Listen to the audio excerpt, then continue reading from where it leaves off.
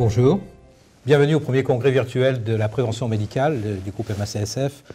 On a essayé de vous combiner un programme qui flirte et surfe sur les questions que beaucoup se posent actuellement. 2 ateliers d'après-midi, un atelier sur le secret médical et un atelier qui va débuter sur la déclaration des EIG. Chacun durera environ 1 heure, peut-être 1 heure et quart avec vos questions. Le premier débute maintenant à 15 h. Le suivant à 17 h, et nous terminerons ce soir avec une table ronde sur compétences et recertification, qui est évidemment un autre sujet d'actualité. Je suis René Malberti, je suis médecin, et je vais co-animer avec Magali Augu, qui est juriste, ce premier atelier. Et je vous propose dans les 2 ateliers la même formule. Une formule qui, finalement, essaie de partager l'histoire de la construction un petit peu législative et réglementaire des questions autour, pour ce premier atelier, de la déclaration des événements indésirables, pour le second, du secret médical partagé. Et nous continuerons l'atelier dans un deuxième temps, mais bien sûr en vous sollicitant pour que vous posiez des questions et en y répondant au mieux que l'on pourra sur des domaines applicatifs qui, finalement, essaye de transformer ces injonctions réglementaires en pratique de tous les jours. Et sans doute, on évoquera quelques difficultés, mais c'est là l'exercice du partage entre toute cette communauté qui essaie de se mettre en conformité et qui comprend l'intérêt de cette mise en conformité. Donc, je vais tout de suite passer la parole à Magali, qui va nous faire une espèce de mise en perspective de cette construction, assez récente au demeurant, de ce que la France a jugé utile en matière réglementaire et en matière législative parfois, un mix des deux, de notre état des lieux sur la déclaration des événements indésirables graves. Magali. Bonjour à toutes et à tous, merci de nous avoir rejoints dans le cadre de cet atelier de travail consacré aux événements indésirables graves, plus communément appelés les EIG. Donc je vais m'atteler à vous présenter la réglementation qui est aujourd'hui applicable à ce système national de déclaration obligatoire des EIG aujourd'hui en vigueur en France. Comme vous l'a dit le professeur Malberti, c'est une réglementation qui est récente puisqu'elle a moins d'une quinzaine d'années et qui est malgré tout dense. En effet, depuis 2002, depuis la mise en place du système, chaque réforme législative, chaque nouvelle loi de santé est venue apporter, je dirais, sa pierre à l'édifice et touche par touche préciser un système qui pouvait parfois montrer quelques imperfections. Et aujourd'hui, on est arrivé à un système presque, si je puis dire, abouti, même s'il reste encore des zones d'ombre à préciser, qu'ils seront prochainement, puisque nous attendons avec impatience un projet de décret et d'arrêté qui devrait venir avant la fin de l'année. Alors, j'ai parlé d'une réglementation assez récente, effectivement qui a moins de 15 ans, ce qui peut paraître un petit peu paradoxal, puisque finalement la sécurité dans la santé, c'est dans l'esprit de tous quelque chose d'évident. La médecine doit être sûre, la médecine est là pour soigner, elle n'est pas là pour créer des situations dommageables. Et malgré tout, malgré cette idée générale que tout le monde a, finalement la prise en compte de la sécurité dans le système de santé français vient assez tardivement, et d'ailleurs même dans les autres systèmes étrangers, puisqu'il faut attendre la fin des années 90, le début des années 2000, avec la publication d'un certain nombre d'études, notamment des études américaines, canadiennes, anglaises, etc., pour qu'il y ait une véritable prise de conscience que la sécurité est importante. Ces études mettent en évidence 2 éléments. Elles mettent en évidence déjà d'une part que des erreurs humaines sont commises dans les établissements de santé et qu'une partie importante, si ce n'est majoritaire, de ces erreurs sont évitables. On nous dit de parler plus fort. D'accord, pardon. Ces erreurs sont importantes, elles sont nombreuses et elles sont évitables. De là, les pouvoirs publics, le gouvernement français ainsi que d'autres pays européens et à l'international ont donc décidé de prendre ce sujet, je dirais, à bras-le-corps en mettant en place une véritable politique d'amélioration de la sécurité qui passe notamment par donc, ce système de déclaration obligatoire des événements indésirables graves. Peut-être je t'interromps 2 secondes, mais évidemment, dans ce qui est aujourd'hui un petit peu un poncif dans ce domaine-là, les études américaines qui remontent déjà à 1999 de l'Académie de médecine montraient que l'estimé était 45 000, peut-être plus, décès liés à des défauts de soins aux États-Unis. C'était dans les années 99-98. Et depuis, toute proportion gardée en taille de population, il ne semble pas qu'on ait fait des progrès considérables. Il y a donc une vraie problématique de risque.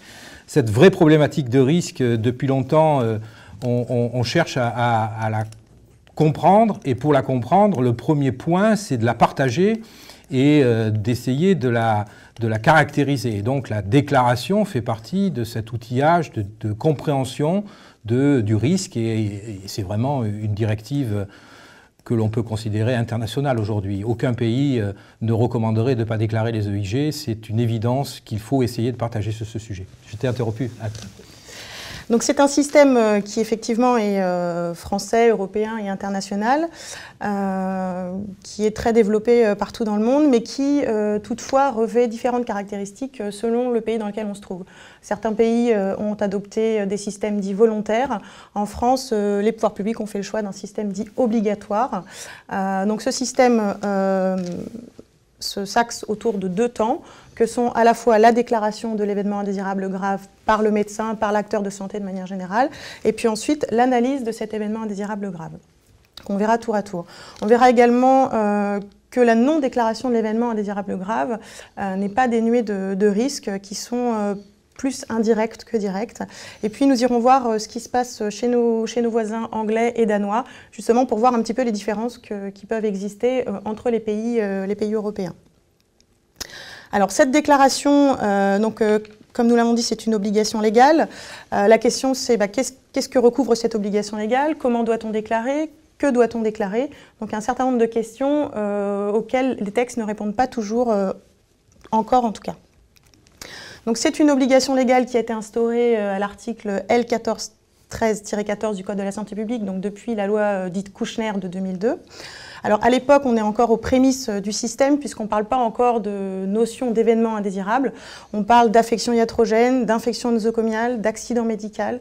Donc c'est un système avec un champ d'application plutôt étroit, je dirais, qui montre rapidement ses limites puisque quand on crée comme ça une liste un petit peu restrictive, ça paralyse un petit peu le système qui perd un peu de son efficacité. Donc, assez rapidement, le législateur a pallié à cette difficulté avec une loi du 9 août 2004, en instaurant donc, pour la première fois vraiment la notion d'événement indésirable au sens générique du terme. Désormais, les textes nous disent qu'il est obligatoire de déclarer toute infection nosocomiale ou tout autre événement indésirable grave. Donc on est vraiment sur une obligation beaucoup plus générale. Mais à l'inverse, on est venu également introduire la notion de gravité. Doivent être déclarés tous les événements indésirables dans leur ensemble, mais uniquement les événements indésirables graves. Alors pourquoi avoir apporté cette restriction? Pour plusieurs raisons. Pour des raisons à la fois pragmatiques et idéologiques. Pour des raisons pragmatiques tout d'abord, parce que le fait de déclarer tous les événements indésirables survenus dans les établissements de santé français aurait généré un flux très important de déclarations et les moyens humains disponibles derrière pour en faire une analyse auraient été insuffisants. Et donc l'objectif, c'était de ne pas perdre de vue l'objectif du système, c'est-à-dire pouvoir tirer des leçons de nos erreurs et donc pouvoir les analyser. Donc il ne suffisait pas simplement de déclarer, je dirais, à tour de bras, mais il fallait aussi pouvoir derrière en tirer quelque chose. Et puis aussi, l'objectif, c'était de véritablement impliquer les acteurs de santé dans ce système. Si on leur demandait de déclarer tous les événements de la simple petite chute au décès grave, on aurait craint un désintéressement parce qu'il est possible que les acteurs de santé seraient tombés dans un travers de déclaration un petit peu automatique sans vraiment se souvenir de l'objectif initial qui est d'améliorer la sécurité. Et puis, il y a aussi une raison un petit peu plus idéologique, c'est que quand on lit les rapports de l'OMS qui ont été repris par les ministres dans le cadre du projet de loi, si la France est un des pays qui a le système de santé le plus performant au monde, c'est aussi dans les pays développés un des pays qui a le taux de mortalité et de morbidité le plus élevé. Et donc on a voulu vraiment mettre l'accent sur ces accidents-là pour essayer de les limiter. Et puis, petit à petit, donc, comme je vous le disais, la loi est venue petit à petit recadrer un peu le système. Alors, il y avait eu certaines critiques, notamment sur le fait que ce système était trop national. On ne prenait pas suffisamment en compte les spécificités régionales. Et donc, par une loi, par une circulaire venant en application d'une loi du 21 juillet 2009, on a replacé, je dirais, la région au cœur du système en renforçant les pouvoirs de l'ARS, puisque désormais les déclarations doivent être adressées au directeur général de l'Agence régionale de santé.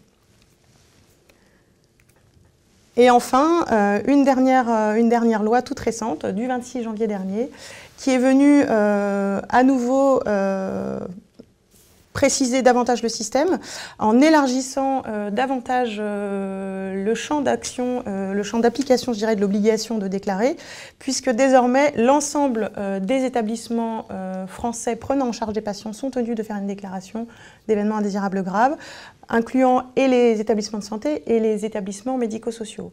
On inclut également tous les actes à visée esthétique et plus seulement les actes à visée thérapeutique. Et puis, on ne parle plus d'infection nosocomiale, mais d'infection associée aux soins. Donc, on est vraiment sur un champ d'application très large, où on ne prend en charge que les événements graves, mais tous les événements graves. Alors, la mise en œuvre de ce système a pris un certain nombre un temps assez conséquent. Il n'a pas suffi d'adopter évidemment une loi pour que le système soit tout de suite effectif.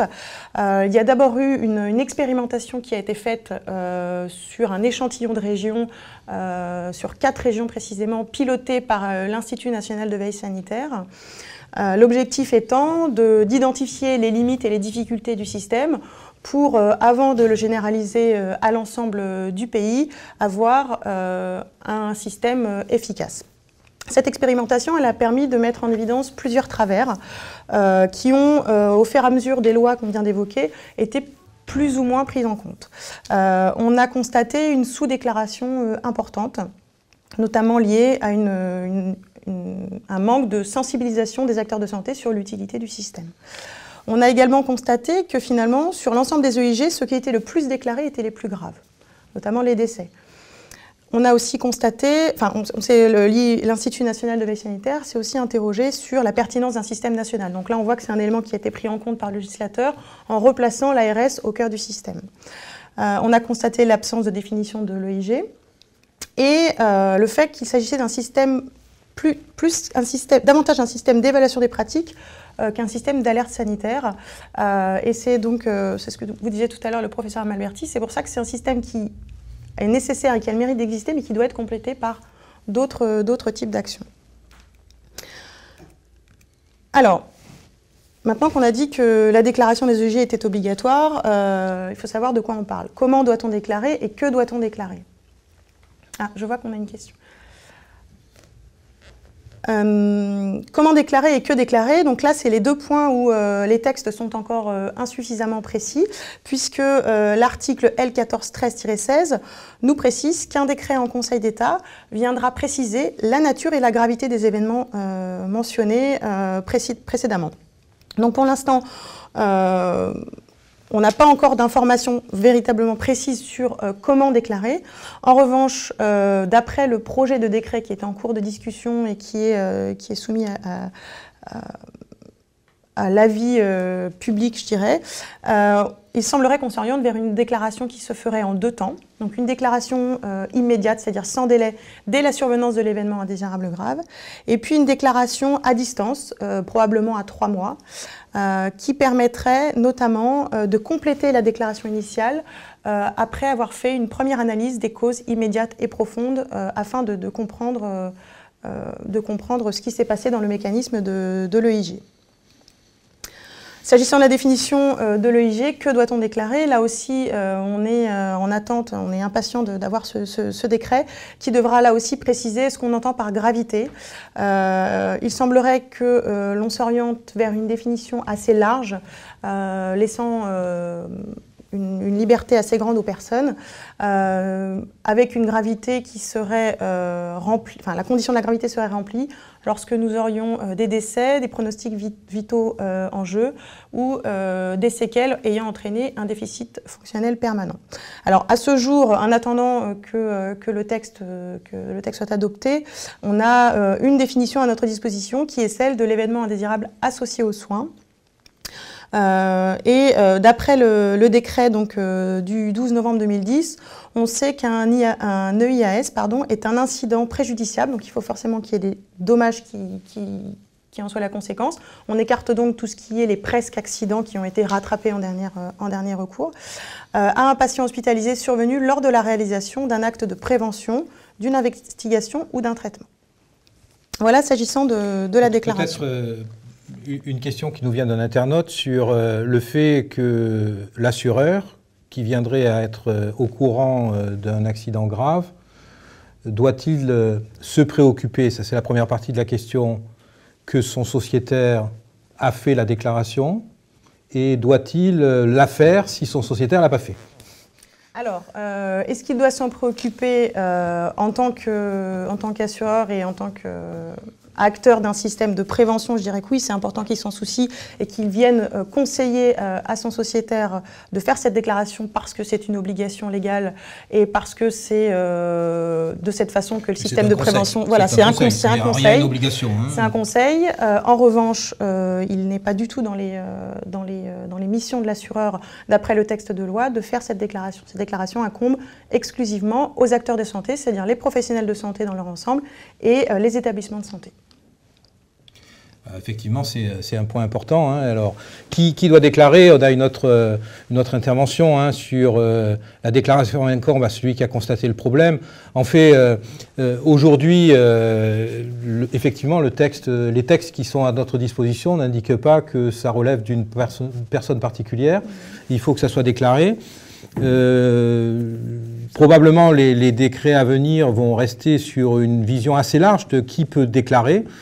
Le texte n'est pas tout à fait encore établi, mais il est très proche de laisser au moins tous les acteurs principaux à qui survient et qui ont un rôle dans l'événement la possibilité de déclarer, qu'il s'agisse de la direction de l'établissement, des acteurs véritablement du soin et peut-être encore d'autres. Donc il y a vraiment de ce côté-là une assez grande facilité à déclarer. Il sera de toute façon plutôt intelligent sur une plateforme de soins, d'être en accord au moment de cette déclaration et pas de le faire contre l'avis de sa hiérarchie ou des personnes avec qui on travaille. C'est le meilleur moyen de créer du conflit et en même temps, il sera utile à tout le monde de se mettre dans ces débats et quand il y a justification à déclarer, être promoteur et essayer de convaincre les personnes réticentes à le faire que c'est une obligation légale et qu'il faut essayer de le faire dans des conditions correctes. Alors, j'ajouterais que dans ce schéma réglementaire aujourd'hui, le système de déclaration des événements indésirables graves s'inscrit dans un schéma plus global de politique d'amélioration de la sécurité qui a été décidé par les pouvoirs publics, ceux-ci ayant souhaité que cette culture de la sécurité soit insufflée, je dirais, par les directions d'établissement. Il est apparu nécessaire que la direction soit elle-même investie dans la notion de sécurité, dans la prise en charge du patient de manière sécuritaire pour que le système soit efficace. C'est la raison pour laquelle, de manière plus large, des obligations ont été mises à la charge des établissements de santé en matière de lutte contre les événements indésirables et en matière de gestion des risques et d'amélioration de la sécurité.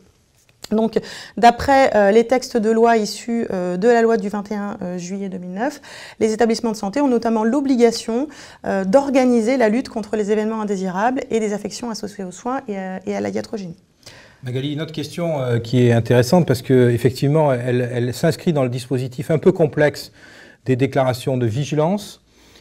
Certaines vigilances ont elles aussi spécifié qu'il était obligatoire de déclarer, sans parler de niveau de gravité d'ailleurs, en l'occurrence.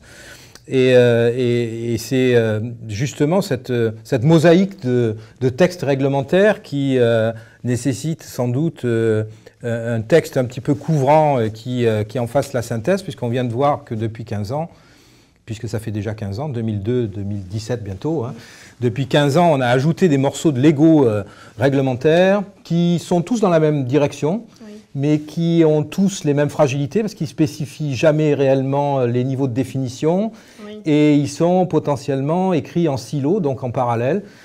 Cet internaute qui nous rappelle que certaines vigilances demandent ces déclarations obligatoires, sans parler de gravité certes, mais les demandent aussi, montre à quel point on est encore dans cette logique de silo. Et donc, effectivement, il est temps, et c'est également inscrit comme un des objectifs de l'axe 2 du PNSP, du Programme national de sécurité du patient, de réfléchir sur une cohérence. Cette cohérence, elle est en train de se faire à travers la refonte des vigilances et leur réorganisation. Il y a un gros travail qui est fait dans ce sens au niveau de la DGS et du ministère.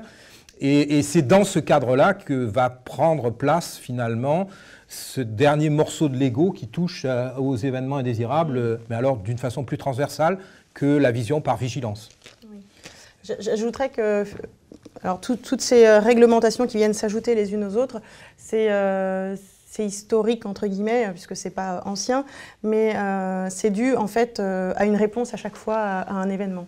C'est-à-dire que chaque fois qu'on aura un scandale sanitaire, une affaire un petit peu médiatique, on aura une nouvelle obligation qui viendra d'être créée, notamment en pharmacovigilance, en matériovigilance, etc.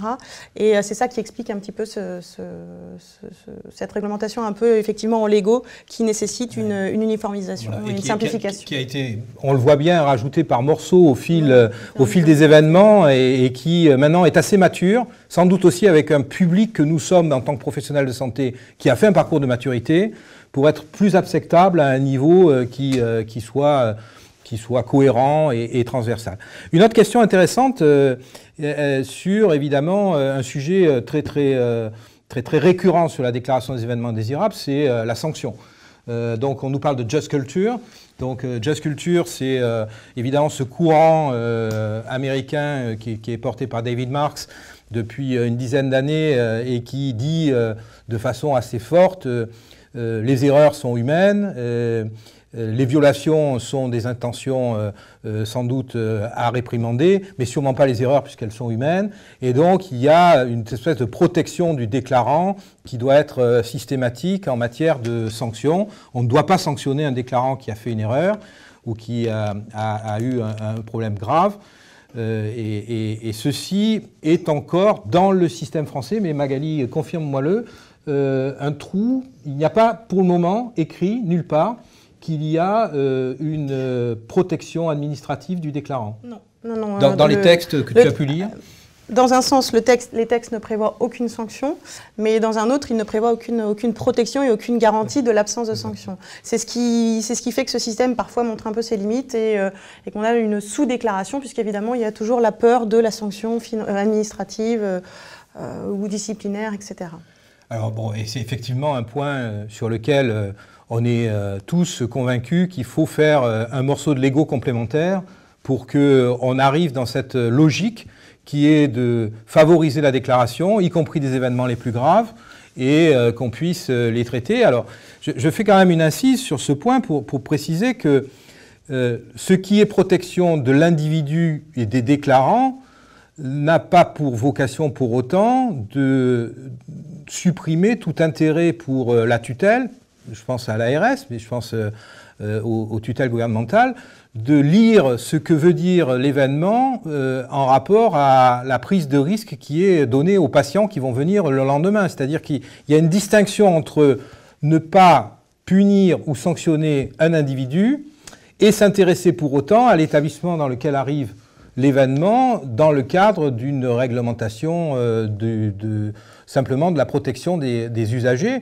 en se disant que s'il arrive des choses graves dans un endroit, on ne va peut-être pas punir les docteurs, les infirmiers, les kinésithérapeutes qui sont à l'origine de ce qui est arrivé, mais il est légitime pour la tutelle, pour l'ARS, pour le ministère de la Santé, de s'interroger sur est-ce que cet établissement est assez sûr et doit être maintenu dans les conditions où il est pour répondre aux besoins de la population. Donc il y a bien une distinction qui existe toujours quand on est sur ces questions de visite disciplinaire.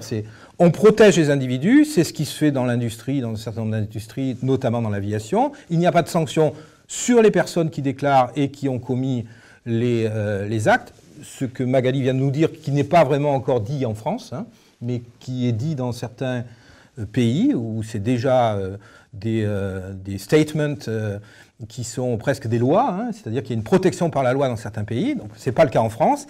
Mais même dans ces pays-là, il n'y a pas de protection par rapport à une inspection qui vise après l'institution.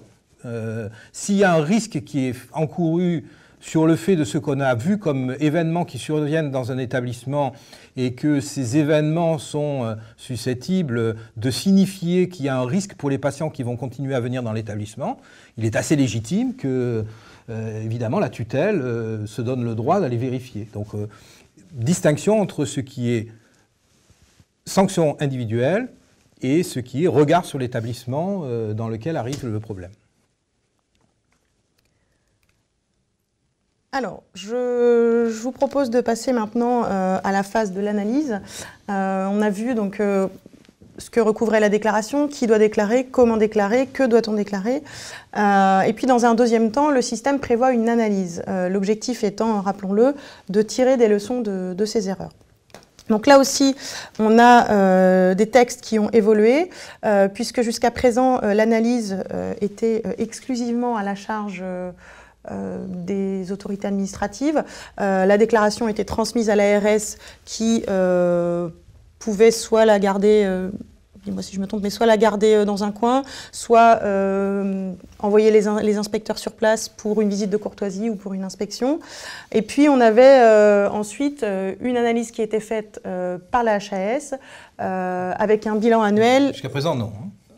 Il n'y a pas d'analyse par la HAS jusqu'à présent. Alors voilà, mais peut-être dans le futur, il pourrait y en avoir une. Avec le système, avec le nouveau système.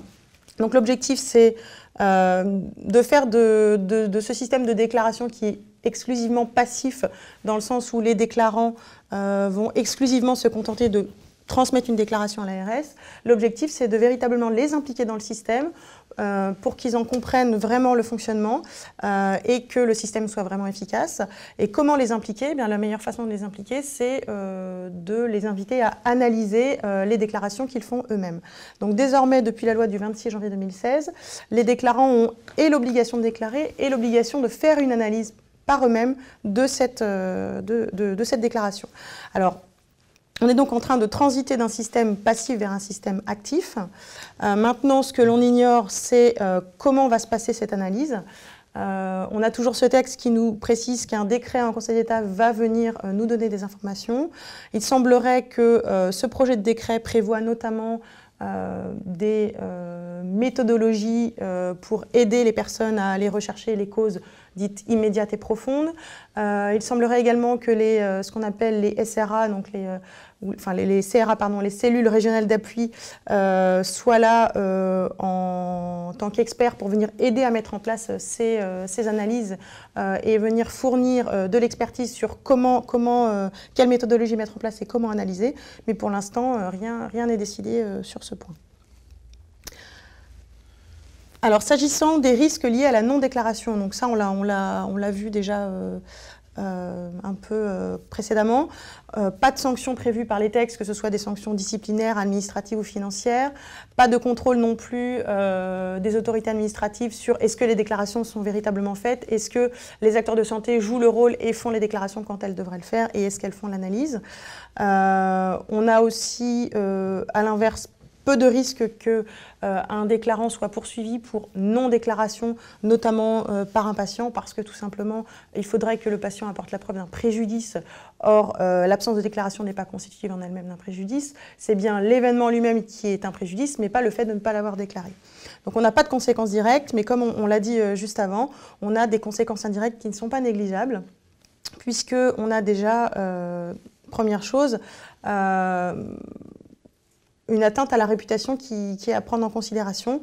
Et puis surtout, le fait de... Alors, ce ne sont pas des risques liés forcément à la non-déclaration, mais ce sont les risques liés à la déclaration et la non-déclaration de l'EIG. On a des jeux de pouvoir qui se jouent entre l'ARS et l'établissement de santé, notamment à travers les autorisations d'activité.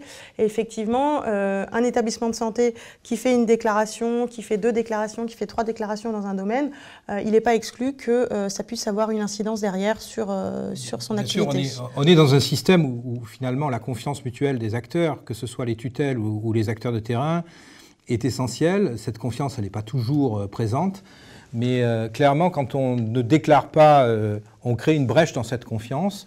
Cette brèche dans cette confiance, si elle vient s'installer sur un contexte qui est par ailleurs un contexte difficile pour l'établissement, elle peut se retourner très fortement contre l'établissement parce que, effectivement, la tutelle, qui aura perdu confiance dans cet établissement, reste... avec des outils extrêmement puissants de régulation de son territoire et la perte de confiance peut s'accompagner de perte d'autorisation ou de revision de la manière dont finalement ces établissements contractent la plupart des services qu'il a auprès de ses clients. Donc on est bien dans une logique où le système est construit, si on fait un très court résumé, sous une forme de Lego qui s'est constitué au fil des ans et qui n'est pas encore extrêmement cohérent, qui n'est pas fini, y compris dans les définitions de ce qu'on demande à déclarer. On est en train, par les dernières couches législatives et notamment par le dernier décret qui se prépare, d'essayer de fermer un petit peu et de mettre de la cohérence autour de ce dispositif. En même temps, ce n'est pas que ce décret, c'est aussi la logique avec laquelle on a révisé l'organisation des vigilances, qui était l'objet d'une question tout à l'heure. Donc il y a une cohérence globale qui est recherchée aujourd'hui. Donc ça, c'est un premier point. On ne cherche pas à faire du volume. On ne va pas travailler sur l'ensemble des événements.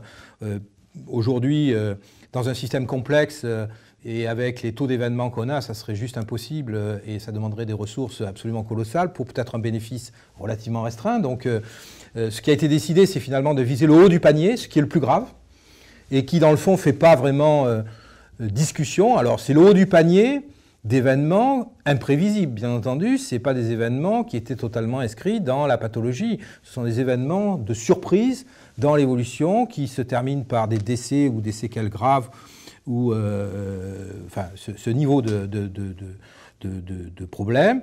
On le reverra juste après. Ça n'exclut pas qu'il y ait des discussions sur la bordure, de ce qui est dedans et dehors. Mais en tout cas, c'est le haut du panier qui est visé. Dans ce haut du panier, il y a une cohérence qui s'installe. Et autour de cette cohérence, on attend une certaine confiance réciproque.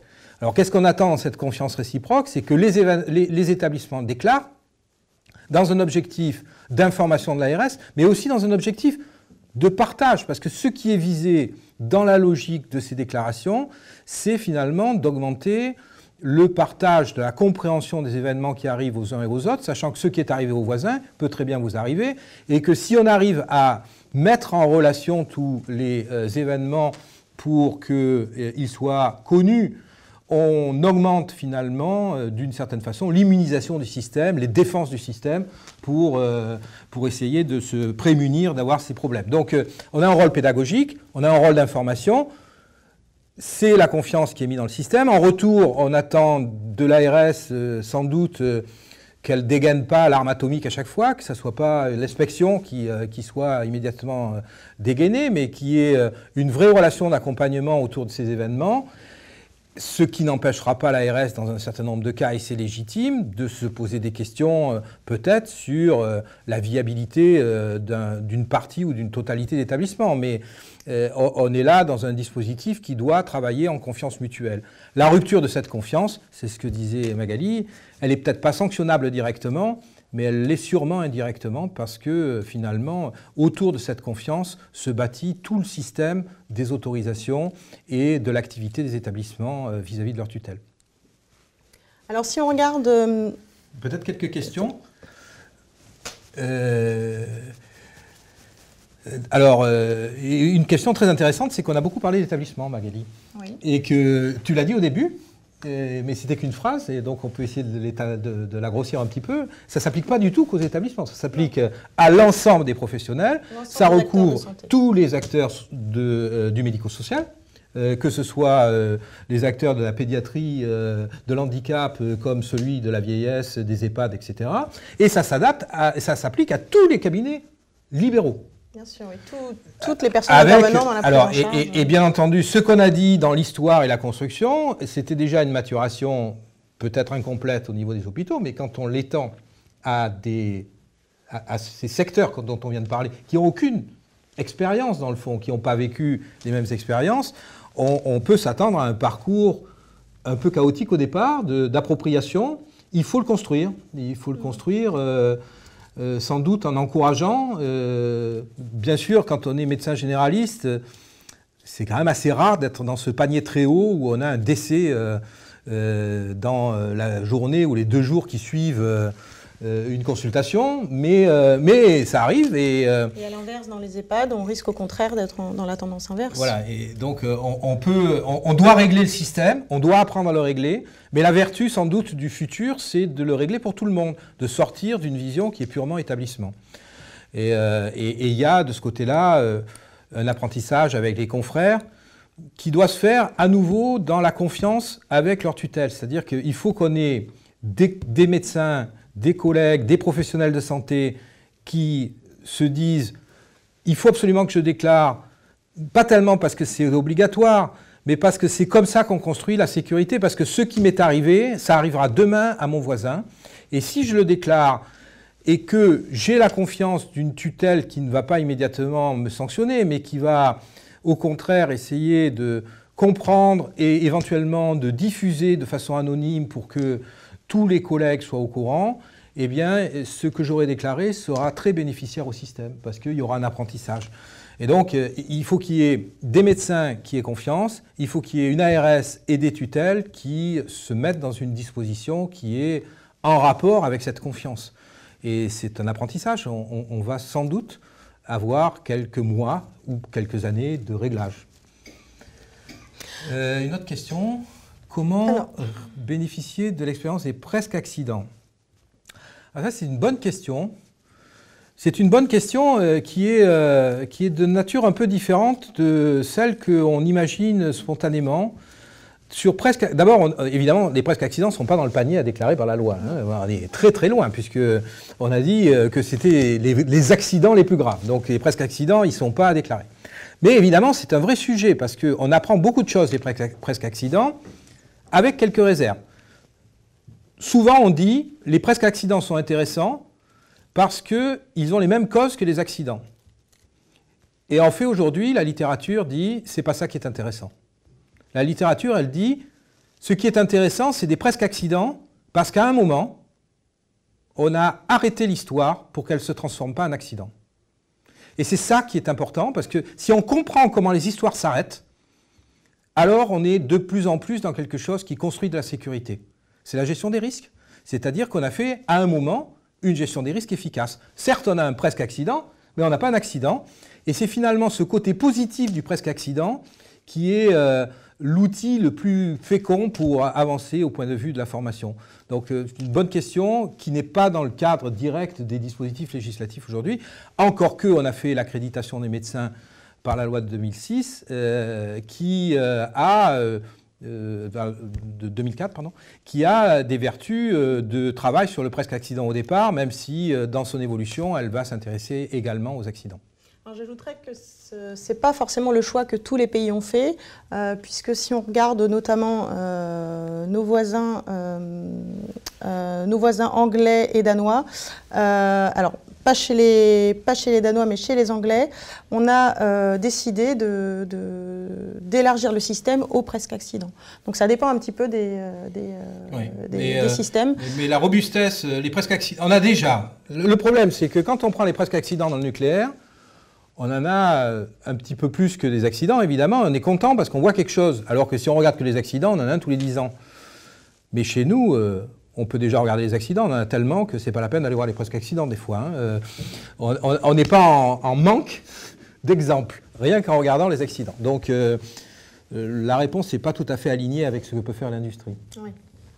Et les ressources sont considérables dès qu'on ajoute des couches de ce qu'on va regarder. Alors si on regarde un petit peu ce qui se passe chez nos voisins danois et anglais, alors ils ont des problématiques assez similaires aux nôtres, puisque en 2001, donc à peu près dans les mêmes temps que la France, ils se sont interrogés sur l'amélioration de la sécurité. Il y avait presque la moitié des événements indésirables qui étaient évitables, et ils ont adopté une loi qui se rapproche de notre loi Kouchner, créant un système national de signalement. Qui est une des lois mondialement connues. Hein. Voilà, la loi Act on Patient Safety. Les caractéristiques de ce système, c'est un système qui est obligatoire et confidentiel comme en France, avec une absence de sanction. Donc à l'inverse de la France, oui, c'est marqué dans la loi, c'est quelque chose qui est vraiment ancré dans le marbre. Et puis le système danois va plus loin que le système français, et peut-être que là, on a aussi des choses à apprendre de nos voisins, puisqu'il y a, au-delà de l'obligation de déclarer et d'analyser, il y a l'obligation pour l'établissement de santé d'agir après le signalement, donc de véritablement mettre en place un plan d'action. Ce qui sera quand même le cas de l'esprit de ce qu'on est en train d'écrire au niveau français. L'obligation d'analyse, oui, ça se rapprochera de ce côté-là. Et puis on a aussi une obligation donc, pour le bureau national, donc probablement l'équivalent de notre HAS, d'exploiter les informations issues de ces événements indésirables. Je te coupe parce qu'on a une question et je ne voudrais pas je la vois partir devant moi. Est-ce qu'on peut me redescendre les questions pour que je la relise et comme ça vous saurez tout parce que vous ne le voyez pas, hein, mais nous on a un panneau dans lequel il y a vos questions qui arrivent.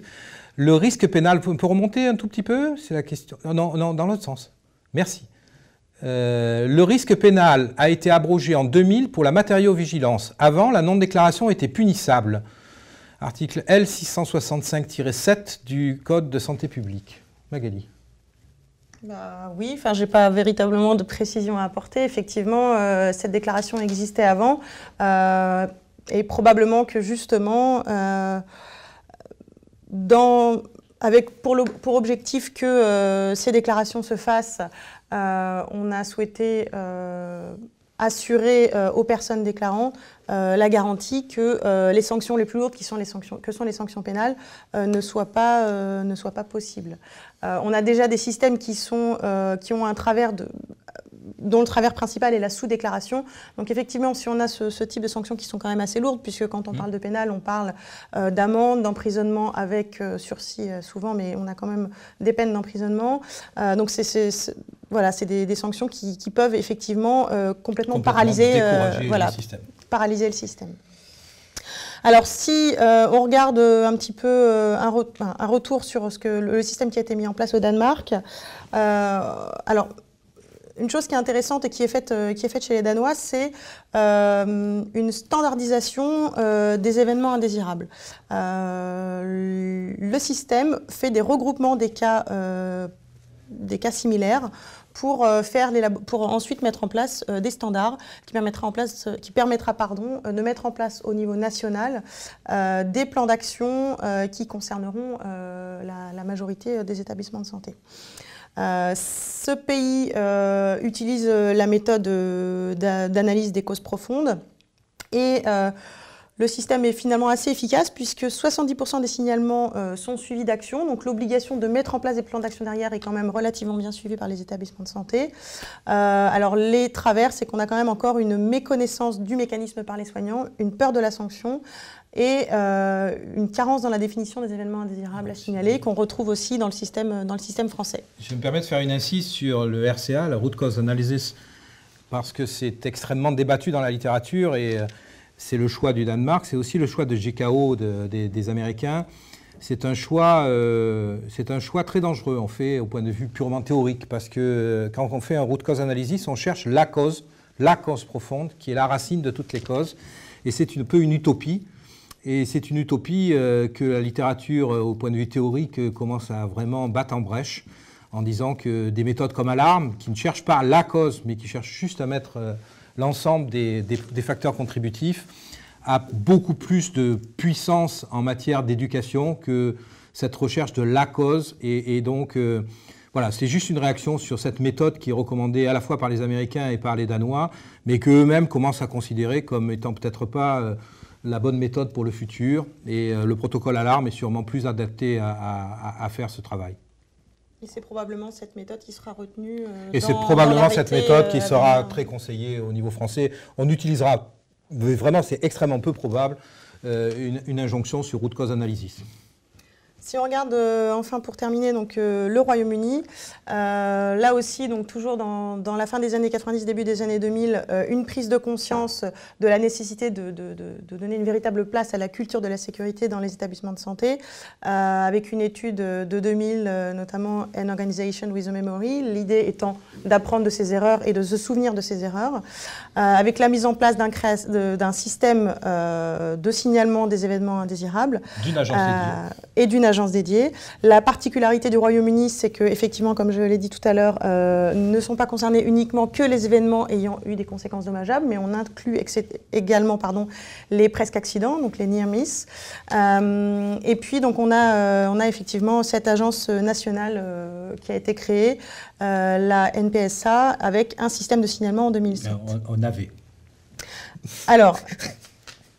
Elle est intégrée maintenant au NHS et elle a perdu son autonomie. Alors maintenant, elle n'a plus de pouvoir statutaire, ce qui lui permet pas de sanctionner. Donc on est toujours sur un système local on est sur un système local et national, pardon, un système non obligatoire, contrairement au système français qui est un système obligatoire. On garantit c'est un système de déclaration anonyme et qui a la particularité d'être ouvert et aux acteurs de santé et aux patients, alors qu'en France, on retrouve cette possibilité uniquement dans la pharmacovigilance depuis l'affaire du Mediator. Là aussi, il y a évidemment des travers dans ce système. On constate une sous-déclaration et une grande sous-déclaration des événements indésirables très sévères. Et puis, une discussion se porte quant à l'efficacité des signalements des presque accidents, puisqu'effectivement, la quantité d'accidents est déjà suffisamment conséquente pour se demander s'il y a vraiment un intérêt à imposer, enfin en tout cas à inciter à une déclaration des presque accidents. Globalement, on est sur un système qui est volontaire et finalement, on voit là aussi les limites du système puisque il est assez peu efficace au niveau global et il y a un véritable manque d'implication des acteurs de santé du fait de ce système, je dirais, volontaire. Voilà, peut-être deux points pour l'illustrer. Le flux moyen mensuel est de 60 à 70 000 déclarations dans le système anglais depuis qu'il est créé. C'est un flux juste gigantesque, donc ça suppose de beaucoup le trier. Et Liam Donaldson, quand il était à la tête du NHS, avait finalement décidé de remettre l'accent sur l'analyse plutôt que sur la déclaration, parce que ce flux très intéressant, mais mal exploité, ne sert à rien. Et finalement, dans la déclaration, on voit combien il est important d'avoir des déclarations, mais aussi de les analyser, et que des déclarations sans analyse, ça n'a pas de sens. Des déclarations qui sont mal analysées, ça n'a pas de sens non plus, parce que ça donne des orientations qui sont absolument à contresens. Et le coût de l'analyse est tout à fait considérable. Et donc, il y a un moment, il faut faire un choix entre le volume qui rentre, ce qu'on va garder et ce qu'on va finalement traiter. Un autre point, c'est le caractère volontaire de beaucoup de systèmes dans les pays anglo-saxons.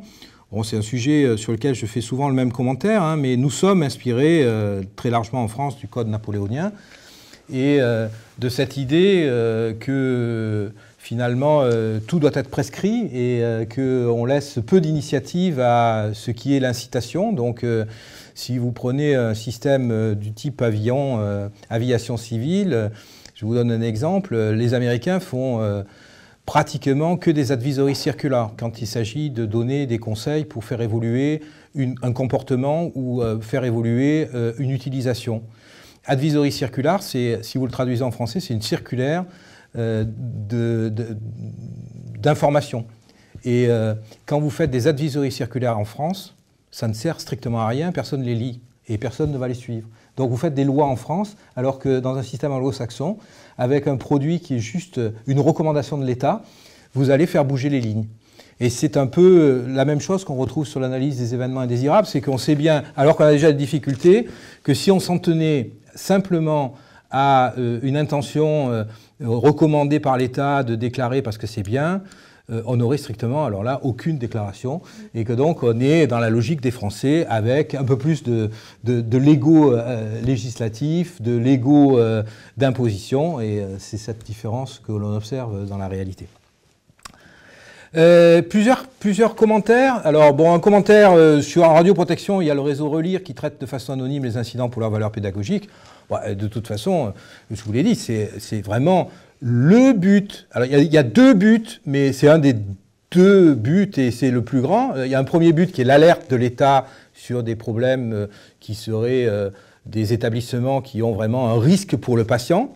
Ce n'est pas tellement l'événement en lui-même, mais c'est ce qu'il signifie parmi d'autres événements comme quoi il y a un risque pour le patient. Et dans ce cas, il y a une légitimité à ce que l'État soit informé. Donc il y a un but d'alerte. Mais le deuxième but, c'est un but pédagogique. C'est toujours un but pédagogique. Hein. C'est échanger sur les événements qui sont arrivés à droite à gauche. On est dans un système incroyablement fragmenté, 2500 établissements. Et aujourd'hui, tout événement qui arrive dans un établissement est strictement inconnu des 2499 autres. Donc, on imagine bien que si on partageait mieux l'information sur ce qui arrive chez le voisin, eh bien, on se munirait, on s'immuniserait contre des points qui sont arrivés chez le voisin et qui sont tout à fait des points qui peuvent arriver chez soi. Donc, c'est tout à fait évident. Alors, je vois une question concernant la définition des événements indésirables graves. La question étant, est-ce qu'il ne serait pas plus judicieux, pour pallier justement à cette absence de définition, de réunir dans chaque discipline médicale une équipe d'experts déterminant les EUG par spécialité? Alors, déjà, je préciserai que l'idée, c'est d'avoir une obligation générale pour justement ne pas mettre de frein au système. Si on fait par spécialité, ça va être quelque chose d'un peu contraignant, encadré, etc. Et le parti pris était plutôt de s'orienter non pas sur le type d'événement indésirable, mais sur les conséquences de cet événement. On ne va pas les remettre en silo dans les spécialités, parce qu'ils sont souvent transversaux en plus. C'est un trajet de patient, un parcours de patient. Il traverse 4 spécialités à l'hôpital. Et l'événement, c'est parfois la mauvaise coordination entre les 4 spécialités. Donc, répondre par une spécialité, ça ne serait pas la bonne entrée, et ça ne serait doublement pas la bonne entrée que de vouloir à nouveau disperser les définitions. Et finalement, le choix de l'État, c'est un choix minimaliste, hein, mais c'est le choix du dessus du panier qui fait sens à tous. Tous les professionnels peuvent admettre qu'il n'est pas normal d'avoir un décès inexpliqué, et que à partir du moment où c'est un décès inexpliqué, ou les 2 ou 3 conditions qui pourraient être mises dans le décret, tout le monde comprend, il n'y a pas trop d'ambiguïté, on ne devrait pas avoir trop de justement interprétation, c'est dedans, c'est pas dedans. Dès qu'on descend et qu'on prend des événements à peine moins graves, on commence à être sur les bordures, les interprétations, les case mix. Et évidemment, les case mix sont infinis, puisque tous les patients, sans exception, ont une maladie, sinon ils ne seraient pas patients. Donc tous les patients ont une raison d'avoir des problèmes, et le soin qu'on va leur faire est une deuxième raison que ça accélère leurs problèmes. Et donc, c'est bien ça le case mix, hein, c'est que dans le fond, on a sur un fond de pathologie des actions de professionnels. Alors, si on commence à débattre sur qu'est-ce qui est la part de la maladie, qu'est-ce qui est la part du professionnel, on est dans des débats récurrents qui occupent sans doute très très bien beaucoup de cercles intellectuels, mais qui ne vont pas être simples à régler dans un décret. Donc je pense que le décret c'est éviter ça. Voilà, en prenant comme critère les conséquences plutôt que le type d'événement indésirable. Oui. Et donc c'est plutôt prudent pour un décret de s'en tenir à des choses qui sont simples, plutôt que d'essayer d'avoir à ce niveau-là une approche par spécialité. Et attention, il s'agit de déclaration. Ça n'exclut pas que chaque spécialité, chaque CNP ait une réflexion sur ce qui est inadmissible dans son domaine. et qu'il y ait un registre de complications liées à des actes de soins ou des problèmes de soins qui arrivent dans les prises en charge spécifiques, c'est tout ce qu'on peut souhaiter. Mais c'est un complément. Dans le fond, il ne faut pas tout mettre dans la loi. Il faut qu'il y ait dans la loi une espèce de cadrage de ce qui est le plus grave, et sans doute, dans des réflexions qui appartiennent aux spécialités, une veille active, peut-être allant jusqu'au registre, hein, d'événements, et pour lequel, évidemment, chaque spécialité, après, doit conduire un plan d'action. Et c'est dans le fond aussi ce qu'on retrouve dans l'accréditation. Quand on fait travailler par les OA les collègues qui sont accrédités, chirurgiens, anesthésistes ou d'autres professions qui ont droit à l'accréditation, eh bien, on les fait travailler sur une forme réflexive des événements qui arrivent dans leur spécialité. Donc, on est là dans cette logique-là. Pour mon accréditation, je signale 2 EPR par an, mais on n'obtient jamais d'analyse des retours récoltés. Alors ça, c'est un peu méchant quand même. Je pense que peut-être que d'autres membres d'organismes agréés sont sur la fréquence et pourraient répondre. Mais je crois que, bon, je ne sais pas dans quel organisme agréé vous êtes, l'internaute qui nous dit ça. Et si c'est mal fait, il faut le faire mieux. Donc c'est sans doute pas parfait ce qui est fait actuellement. Mais l'esprit, c'est bien qu'il y ait des retours, hein, et qu'il y ait une digestion par l'organisme agréé aussi de tout ce qui s'est produit un petit peu au niveau national. Et dans le fond, c'est quand même ce que font les organismes agréés aujourd'hui. Alors, tout n'est pas perfectible, tout peut être fait mieux, mais c'est quand même ce qui est dans l'esprit des organismes agréés. Ah voilà, bon, maintenant on sait où c'est, et ben on ne va pas le dire. On ne va pas le dire. On va dire qu'il y a des progrès à faire partout, mais c'est peut-être aussi peut-être une demande qui est mal entendue par vos correspondants, et donc peut-être que vous pouvez, vous aussi, en tant qu'internaute, membre d'un organisme agréé, demander à ce que vous ayez plus de retours, et je pense que l'organisme vous le fera. Peut-être quelques points complémentaires. Évidemment, on l'a dit, et si on voulait le résumer, on pourrait le redire. Pourquoi fait-on la déclaration des événements indésirables? Évidemment, pour connaître les risques. Hein, comment voulez-vous connaître les risques si on n'a pas de déclaration des événements indésirables? Alors, vous me direz, oui, c'est peut-être faisable, mais dans le fond, alors, ça sera un autre monde. C'est qu'un jour, grâce à Big Data, grâce à Big Brother, grâce au fait que tous vos actes sont signés et que tous vos patients sont suivis en cohorte, on ne vous demandera plus de faire la déclaration des événements indésirables, et on vous retournera un bulletin mensuel vous donnant les événements indésirables dont vous êtes peut-être la source et qui sont arrivés à vos patients. Mais là encore, c'est passer le cap de l'outil pédagogique. Oui, on peut le faire presque aujourd'hui, si on y mettait le prix avec les données qui sont disponibles déjà, avec toutes les bases traçantes en matière de facturation et de parcours patient, on pourrait vous retourner quels sont les événements qui vous sont arrivés. Mais ce qu'on considère encore comme priorité aujourd'hui, c'est l'apprentissage et la pédagogie. Ce n'est pas tellement l'exhaustivité de ce qui vous arrive. Je pense que dans 10 ans, dans 15 ans, on aura passé d'autres étapes, et effectivement, on sera avec des tableaux de bord qui reviennent sur les problèmes qu'on a pu avoir. Alors, connaître les risques, c'est aussi les partager. Je vous l'ai dit, 2500 établissements, et aujourd'hui, tout ce qui arrive dans un établissement est ignoré des 2499 autres. C'est absolument une perte incroyable de savoir. Vous prenez n'importe quelle compagnie aérienne dans le monde, ils ont un bulletin interne qui leur décrit, s'ils ont des avions comme un Boeing 737 qui volent chez eux, eh bien tous les accidents qui sont arrivés dans le monde sur des Boeing 737, il y a 15 lignes dans le newsletter sur « il est arrivé en Malaisie un incident sur un Boeing 737 » et on vous le raconte. Et ça, rien ne le remplace, parce que dans le fond, ça vous met au courant de ce qui arrive aux copains qui volent sur le même avion que vous. Il n'est pas dans la même compagnie, mais il est effectivement avec quand même le même outil. Et cet apprentissage est extraordinaire, et on ne le fait pas du tout. Donc on peut imaginer que dans le futur, il y ait cette promotion de partage, qu'on apprenne finalement des histoires qui sont arrivées aux autres, pour évidemment prévenir et s'améliorer. Alors, on en est loin, parce qu'on ne déclare pas grand-chose. On ne déclare pas grand-chose pour des raisons qui se regroupent assez facilement sous 4 causes. Hein. Je ne suis pas responsable, Donc là, c'est un vrai problème et sans doute Magali peut nous donner une vision juridique. Hein. C'est si je suis dans l'histoire du parcours mais que ce n'est pas moi qui ai causé le problème, que dois-je faire? C'est toujours le problème de l'implication dans le système, c'est-à-dire qu'on voit le système sous le prisme de la responsabilité, alors que l'objectif, c'est d'améliorer la sécurité.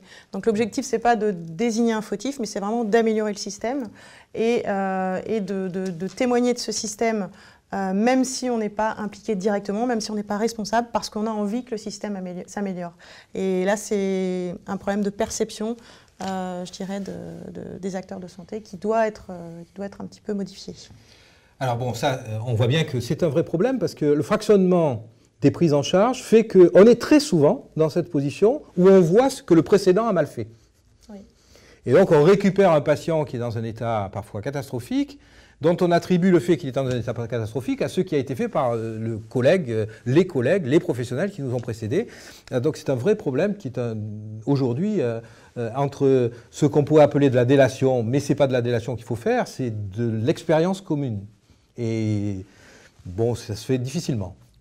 Alors, le deuxième point, c'est la normalisation de la déviance. C'est une histoire qui a été introduite par Diane Vaughan dans le crash de Challenger, de la navette américaine. Hein. La NASA s'est habituée pour des raisons... Ils avaient un slogan qui était « faster, cheaper ».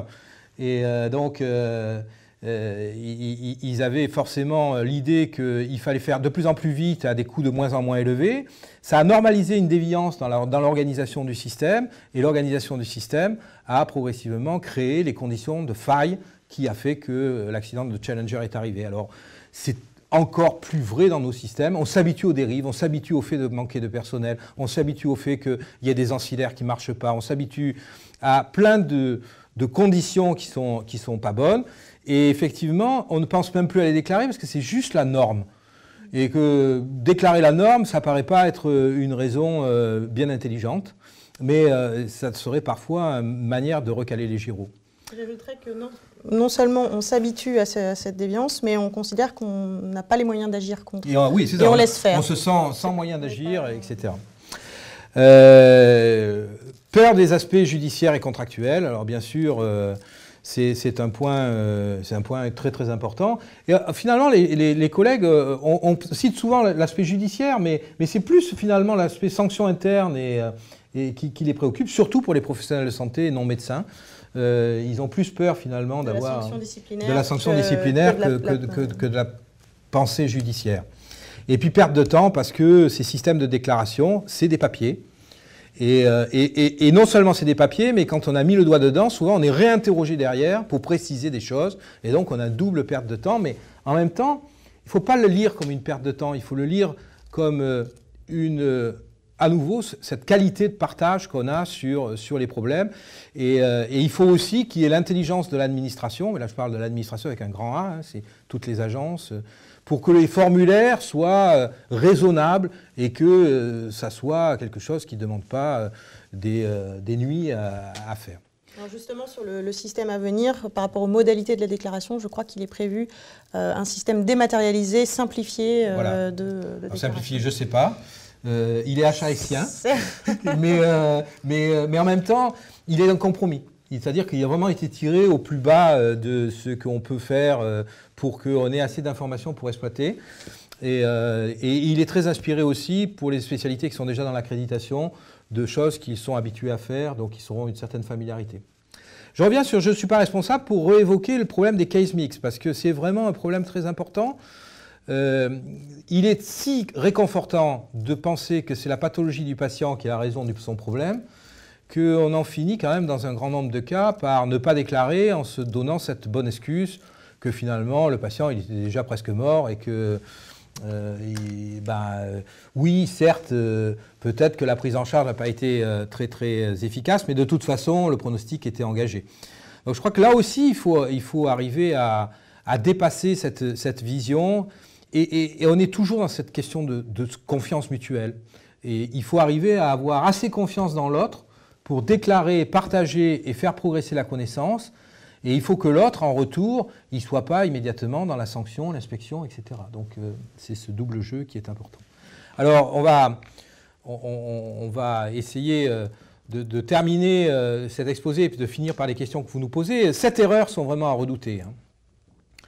Si vous commencez à penser que déclarer les événements, c'est juste pour la HAS et la DGOS et la DGS, oubliez, vous êtes sur la mauvaise piste.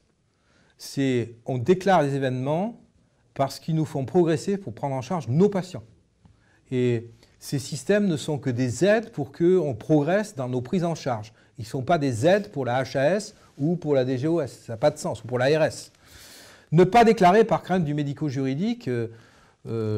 Aujourd'hui, la sanction est vraiment extraordinairement réduite, hein, tu nous as dit. Aujourd'hui, s'il y a un accident qui doit générer une plainte, il générera une plainte qui est ou non une déclaration. Le patient... S'il y a vraiment un problème grave, il y aura une voie judiciaire et ce n'est pas votre déclaration qui fera qu'il y aura une incidence dessus.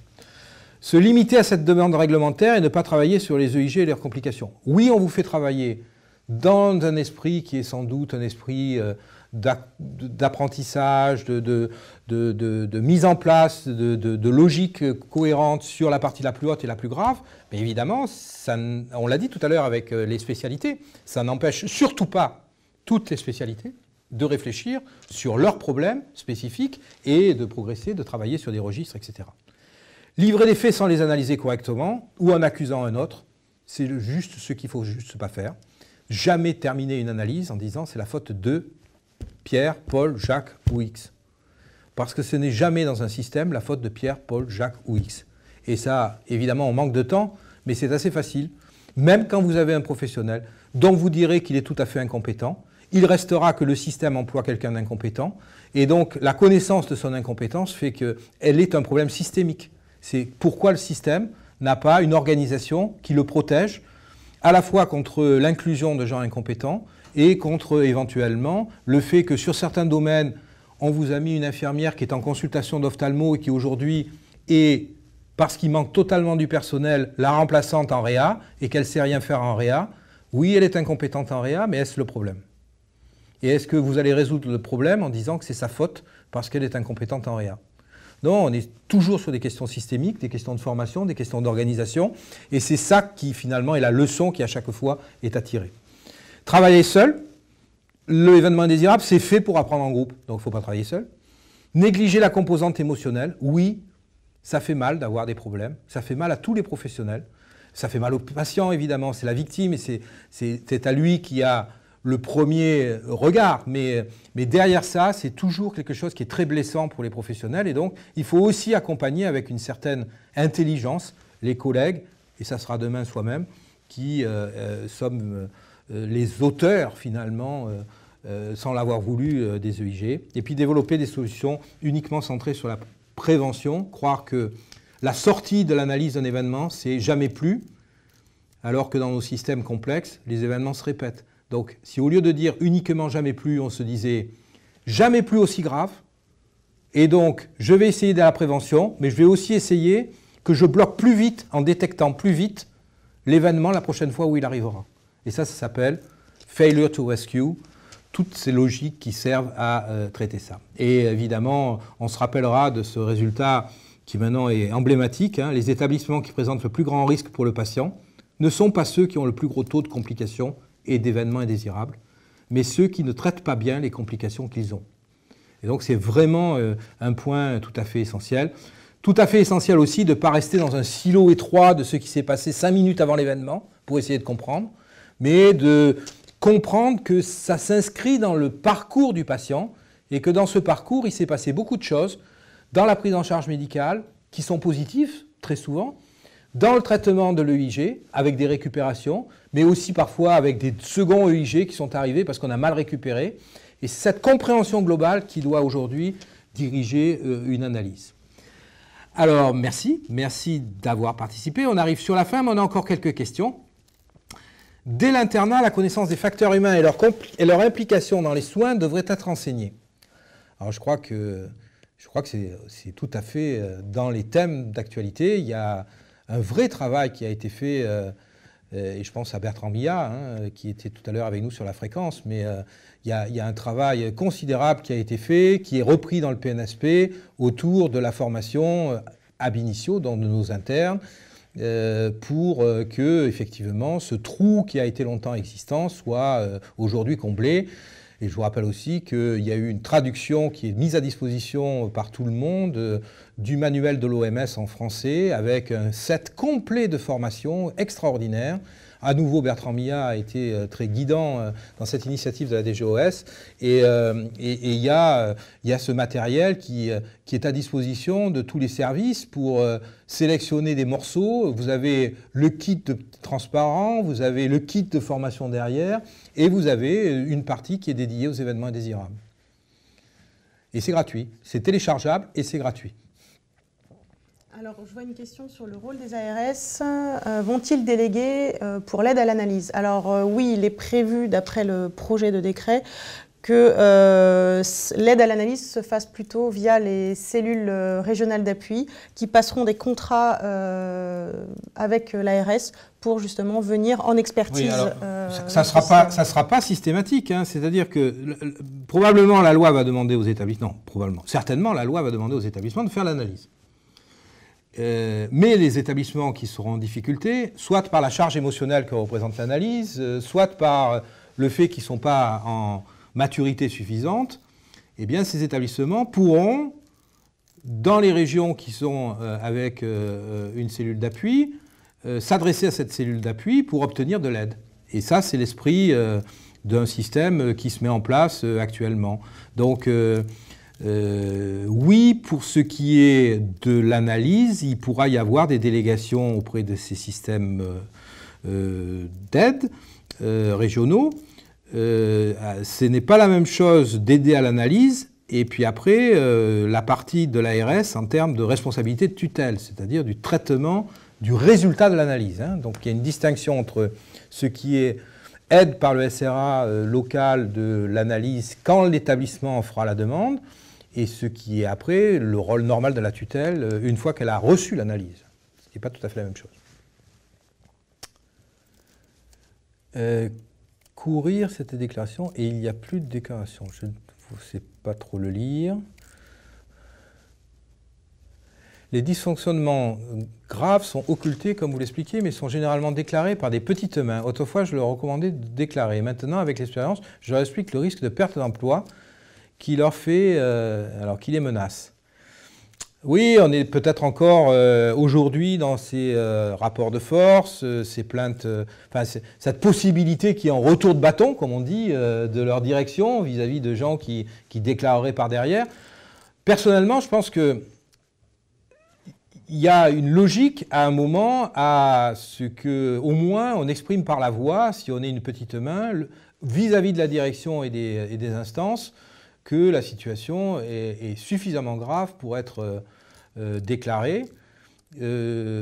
Après, déclarer contre sa direction, ça reste délicat. Très objectivement, ça reste délicat. Mais il ne faut pas non plus l'exclure. Hein. Et alors sur des sujets qui ne sont pas des sujets d'EIG au sens le plus classique, mais si on prend la maltraitance dans les EHPAD, on est là presque dans quelque chose qu'on attend au niveau légal. Hein. C'est-à-dire que le témoin de la maltraitance doit déclarer, même s'il y a un obstacle de la direction. Et donc, on peut imaginer que toutes les configurations puissent se produire. Celle qu'on rêve, c'est quand même qu'il y ait une persuasion de tous les acteurs de l'établissement ou du cabinet ou de l'EHPAD ou du système sur le fait que oui, il faut déclarer et que c'est légitime et que ça fera progresser le système. Et voilà, Bertrand Millat, merci de nous dire que pour télécharger le guide, je pense que vous avez tous le visuel, il y a cet extraordinaire guide en français de l'OMS qui est un outil qui comporte d'ailleurs une partie spécifique sur EIG à disposition de tout le monde. C'est gratuit, c'est extraordinaire, hein, vraiment. Hein. C'est-à-dire que vous avez le cours, vous avez les transparents, vous avez comment conduire la formation, vous avez des fiches résumées. Enfin, vous êtes complètement outillé quand vous avez Vous n'avez plus d'excuses s'il passe des internes ou ça se passe chez vous pour ne pas utiliser dans un moment de calme ce matériel pour former vos jeunes médecins, vos jeunes professionnels. Voilà, on arrive au terme de ce premier atelier. J'espère que vous avez eu quelques réponses à des questions. On est bien conscient qu'on n'a pas révolutionné le monde, mais on a essayé de vous résumer ce qui a à peine 15 ans, mais qui déjà est plein d'initiatives. Comme on est en France, ce n'est pas les Legos législatifs qui nous manquent, donc on les a accumulés, on le vérifie, on les a accumulés parfois avec des parallélismes et des contradictions. Si ce n'est des contradictions, en tout cas des choses inachevées et pas de cohérence. On a quand même malgré tout essayé de tenir compte des inconvénients et des limites du système. Je crois qu'on est en train de progressivement créer une cohérence qui est nécessaire, que tout s'aligne progressivement à travers à la fois les vigilances, l'action du PNSP, les outils qui sont mis en place. Et j'espère que la conviction de tous nos professionnels s'est progressivement faite autour du fait que c'est le moment d'y aller, qu'il faut le faire. Et je souhaite que nos ARS, mais elles seront briefées dans ce sens. Hein. Après, chacun reste des acteurs indépendants, mais elles seront en tout cas encouragées à avoir aussi cette attitude qui est une attitude pédagogique plus que de sanction, et une attitude qui n'exclut pas pour autant qu'ils aient un regard sur l'institution, parce que c'est leur rôle en tant que tutelle et de territoire, mais tout de même qui soit plutôt dans ce côté coopération et partenariat. C'est ça dont on manque, parce que, encore une fois, si vous retenez qu'une chose, nous avons énormément, comme aux États-Unis, de problèmes qui sont liés à nos prises en charge. Et chaque fois qu'il y a un problème, il arrive dans un établissement sur 2500 et il y en a 2499 qui ne savent pas ce qui est arrivé chez le voisin et qui n'ont rien appris. Donc si on pouvait juste faire apprendre une centaine d'établissements à chaque fois, ça serait génial. Merci. Merci.